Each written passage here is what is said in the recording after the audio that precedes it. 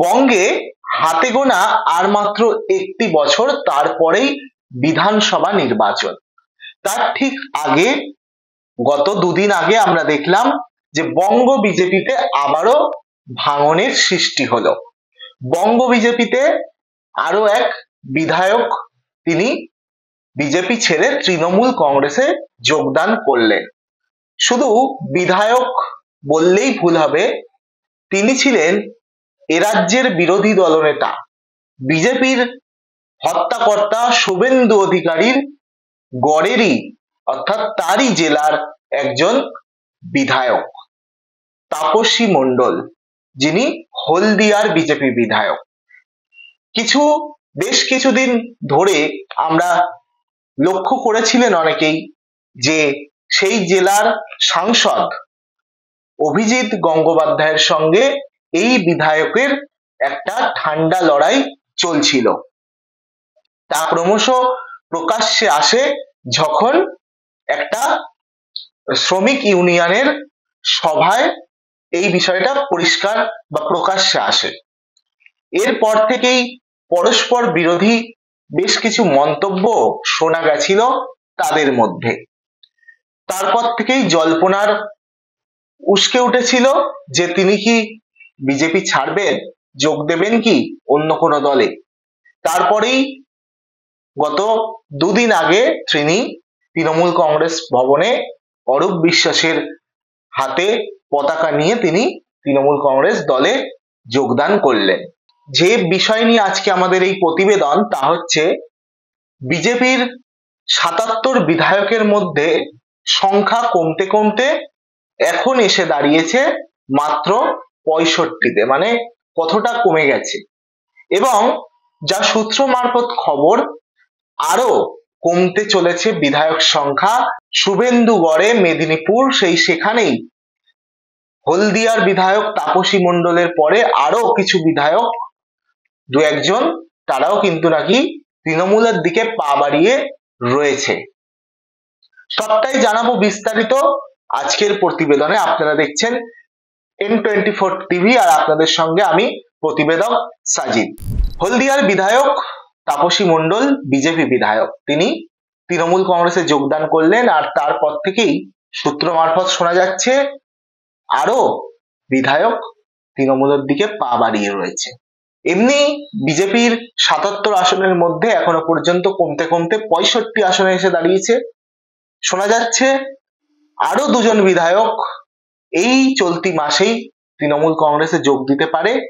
এবং এছাড়াও আরো বিজেপি, যেটা অনেকদিন ধরেই আপনারা শুনে আসছেন, যে আরো বিধায়ক তারা, যে কুণাল ঘোষ বিশেষ করে, তিনি গতকাল একটি সাংবাদিক সম্মেলনে তিনি সেখানে কার্যত বিভিন্ন কথার মধ্যে দিয়ে একটি কথা তিনি বলেন যে এই যে ৬৫ সংখ্যা, এটা আরো ১-২ মাসের মধ্যে আরো অনেকটাই নিচে নেমে যাবে। তো এর থেকে একটা ইঙ্গিতপূর্ণ মন্তব্য কিন্তু পাওয়া যায় যে বিজেপির আরো বিধায়করা তৃণমূল কংগ্রেসে এর দিকে পা বাড়িয়ে রয়েছে। তবে সেসব তো পরের কথা, কিন্তু এখন পর্যন্ত যেটুকু বিশেষভাবে নজর, সেটা হচ্ছে দুই মেদিনীপুরের দুজন বিধায়ক হয়তো খুব শীঘ্রই তৃণমূলে যোগদান করতে পারে। এবার তারা কারা, আপনাদের কৌতূহল জাগবে, বিস্তারিত জানাবো সবটাই।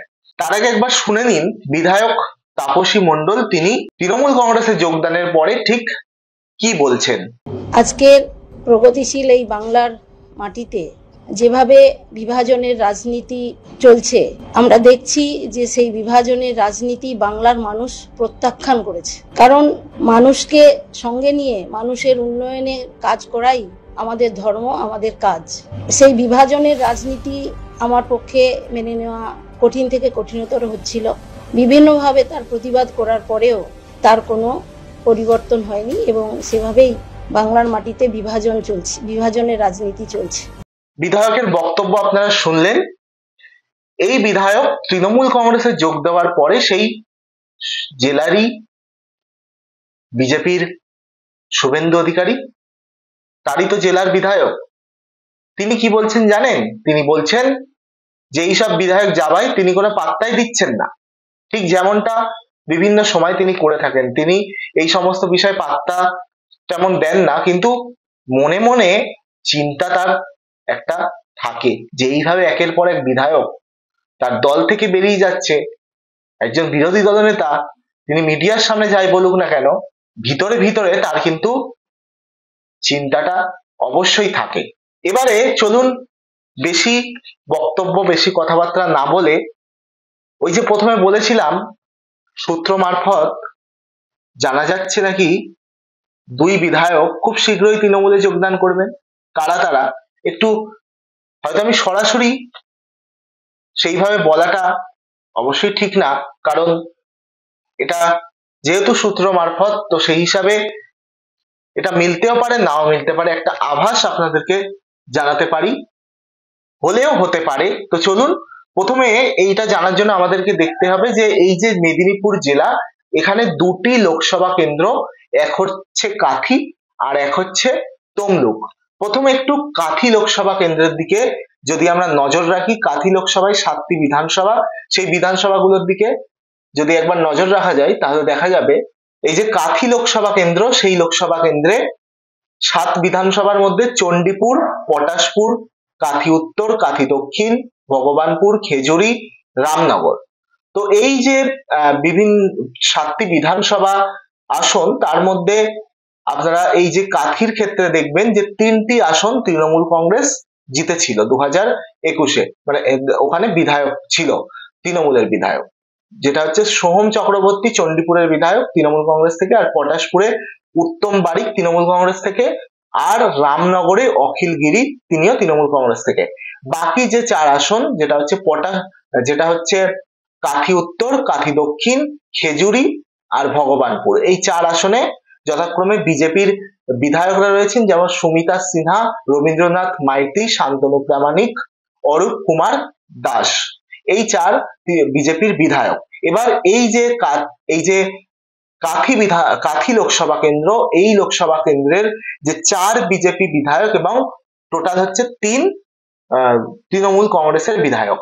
এবার খুব শীঘ্রই যদি খুব একটা দুর্ঘটনা না ঘটে, এদিক ওদিক না হয়, তাহলে যে খবর, এই যে 4 আর 3 একে অপরের যে সংখ্যাটা, বিজেপির 4 তৃণমূলের 3, এটা উল্টে যাবে, অর্থাৎ বিজেপি হয়ে যাবে 3, তৃণমূল হয়ে যাবে 4, অর্থাৎ এই যে 4 আসন, এই 4 আসনের মধ্যে একটি কোনো বিধানসভা কেন্দ্র থেকে বিজেপির বিধায়ক তিনি তৃণমূল কংগ্রেসে যোগ দিতে পারেন। এটা হচ্ছে কাথি লোকসভা কেন্দ্র।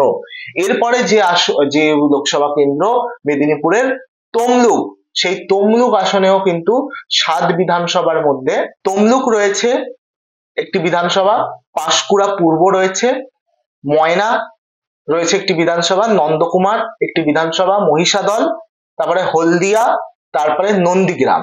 এই যে 7 বিধানসভা কেন্দ্র, এর মধ্যে এখানে তৃণমূল কংগ্রেস তারা কিন্তু 5 বিধানসভা দখলে রেখেছে, মাত্র 2টিতে বিজেপি জয়ী। যে তমলুক, এখানে ডক্টর সৌমেন মহাপাত্র তৃণমূল কংগ্রেস থেকে জয়ী হয়েছিলেন, অর্থাৎ এখানে বিধায়ক। পাঁশকুড়া পূর্ব, সেখানেও কিন্তু তৃণমূল কংগ্রেসের বিপ্লব রায়চৌধুরী। তারপরে হচ্ছে ময়না, এখানে অশোক দিন্দা, খেলোয়াড় অশোক দিন্দা, তিনি বিজেপির বিধায়ক। নন্দকুমারে তৃণমূল কংগ্রেসের বিধায়ক রয়েছেন সুকুমার দে। মহিষাদল, সেই মহিষাদলে তিলক কুমার চক্রবর্তী তৃণমূল কংগ্রেসের বিধায়ক। হলদিয়ার বিধায়ক তাপসী মণ্ডল, যিনি বর্তমানে তৃণমূল কংগ্রেসে যোগদান করেছে ইতিমধ্যেই। এরপরে হচ্ছে নন্দীগ্রাম, যে নন্দীগ্রামের বিধায়ক শুভেন্দু অধিকারী। বিজেপি এখানে 3 ছিল যদিও, কিন্তু তাপসী মণ্ডল তিনি তৃণমূল কংগ্রেসে যোগদানের পর এখন এই যে তমলুক লোকসভা কেন্দ্র, সেখানে মাত্র বিজেপির 2টি বিধায়ক হয়েছেন, একজন হচ্ছেন শুভেন্দু অধিকারী আর একজন হচ্ছেন ময়নার বিধায়ক অশোক দিন্দা।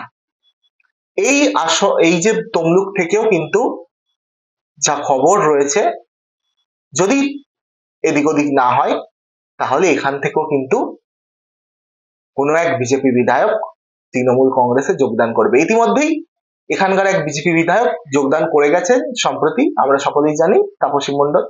এছাড়াও যে বাকি 2জন বিজেপি বিধায়ক রয়েছেন, কেউ একজন জয়েন করবে। এবার এখানে অনেকের প্রশ্ন আসতেই পারে যে শুভেন্দু অধিকারী তো নন্দীগ্রামের বিজেপি বিধায়ক, এবং আরেকজন রয়েছেন ময়নার অশোক বিন্ডা। এবার কে যোগদান করবে না করবে ভবিষ্যৎ বলবে। যারা বুদ্ধিমান তারা হয়তো বুঝে যাবেন, বা যে সূত্র মারফত খবর সেটা যদি সত্যি হয় তাহলে সত্যি আগামী চলতি মাসেই, এই মাসেই যেমনটা খবর সেটা দেখা যাবে। যাই হোক, তমলুক এবং কাঁথি থেকে দুই লোকসভা কেন্দ্র থেকে আরো 2 বিজেপি বিধায়ক আসতে পারেন তৃণমূলে, এমনটাই খবর। এবার দেখার বিষয় সেটা এই মাসের মধ্যে কত তাড়াতাড়ি এটা হয়, নাকি সত্যি এটা যেটা শোনা যাচ্ছে খবর মারফত তা সত্যি হবে না। আপনাদের কি মনে হয়? এবং এটা হলে একজন বিজেপি বিধায়ক অলরেডি চলে এসেছেন, আরো সংখ্যা কমে, এমনি 65 সংখ্যায় দাঁড়িয়েছে, আরো 2 জন চলে আসলে, 3 জন চলে আসলে 65, খুব বেশি হলে কুণাল ঘোষের কথা অনুযায়ী আরো যে বিভিন্ন জায়গার বিধায়করা তারা রয়েছেন, তাদের মধ্যে যদি এই 26-এর আগে আরো 5-6 জন চলে আসে তাহলে 60-এর নিচে নেমে যাবে বিজেপি বিধায়কের সংখ্যা। এবার দেখার বিষয় বিজেপি আগামী 2026-এর আগে কজন বিধায়ককে ধরে রাখতে পারে। আপনাদের এই প্রতিবেদন সংক্রান্ত যদি কোনো রকম কোনো মন্তব্য থাকে অবশ্যই জানাবেন। ওর বিজেপির বিধায়ক সংখ্যা ছিল 77, সেটা কমতে কমতে 65-তে এসছে। আগামী কমাস পরে সেটা আরো এক ধাক্কায় অনেকটা কমে যাবে। কুণাল ঘোষ যেভাবে বললেন, যদি সত্যি তাই হয় তাহলে সংখ্যাটা কিন্তু 50-এও নামতে পারে। নজর রাখবেন N24 টিভিতে। আবারও দেখা হবে নতুন কোনো প্রতিবেদনে।